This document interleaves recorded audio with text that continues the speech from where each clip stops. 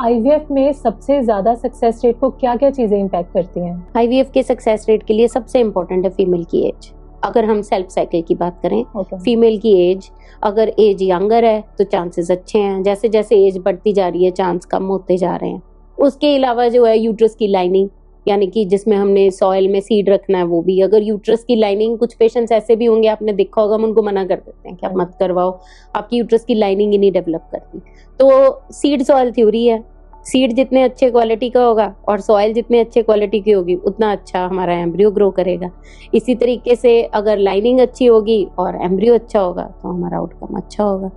तो एज जो है वो बिगेस्ट पैरामीटर है। अब अगर मान लीजिए आप डोनर केस की बात करें कि हम मैम एग तो यंगर लेडी के ही ले रहे हैं, 24-25 ईयर्स की लेडी के ही एग ले रहे हैं, तो फिर उसमें यूट्रस की लाइनिंग और स्पर्म की क्वालिटी लिमिटिंग फैक्टर होता है। अब कई बार क्या होता है, ज्यादा एज की लेडीज आ जाती हैं, हम उनको बार बार बोलते हैं आपकी एज ज्यादा है, आप क्लोज टू 40 हो, वो कई बार नाराज ही हो जाती है कि मैम आप मुझे तो इतना बोल रही हो, मेरे हस्बैंड को तो आप कुछ बोल नहीं रही है, तो मेरे से भी बड़े हैं।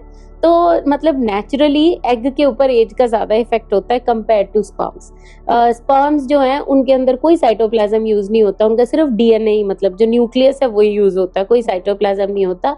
Of course sperm quality matter करती है, पर वो काफी हद तक कॉम्पेंसेट हो जाती है by doing the process of ICSI, क्योंकि अगर मान लीजिए स्पर्म की मोटिलिटी पे असर है तो ज्यादातर जो डीएनए है वो इंटैक्ट ही रहता है, अनलेस कोई बहुत ही ग्रॉस प्रॉब्लम्स हैं।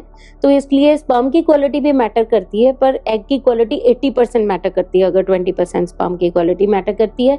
और यूट्रस की लाइनिंग जो है वो लिमिटिंग फैक्टर है ही है। अगर आप बहुत अच्छे एम्ब्रियोज बना लो और यूट्रस की लाइनिंग अच्छी ना हो तब भी सारा इफेक्ट जीरो हो जाएगा।